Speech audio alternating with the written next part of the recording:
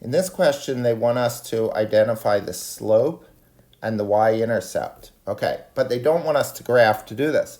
So again, we're going to use our knowledge of slope-intercept form, right? Slope-intercept form, y equals mx plus b. M is the slope, and b is the y-intercept, right? Okay, so for A,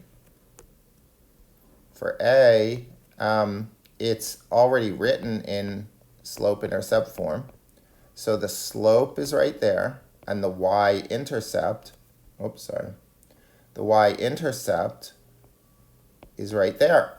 So the slope is 3, and the y-intercept will be, or we can write it as y-intercept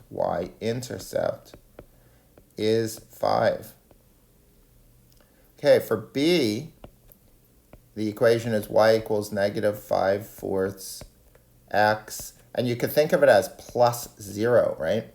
So again, here's the slope, and here's the y-intercept. So the slope equals negative 5/4, and the y-intercept equals 0. For C, the equation is y equals 3. Now, I could think of this as y equals 0x plus 3. Then I have the slope and I have the y-intercept, right? So the slope equals 0 and the y-intercept equals 3.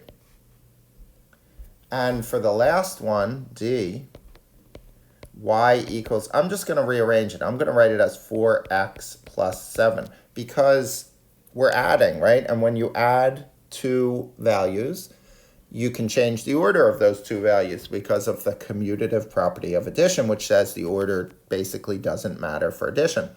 So now I have the slope and the y-intercept. So the slope is 4 and the y-intercept is 7.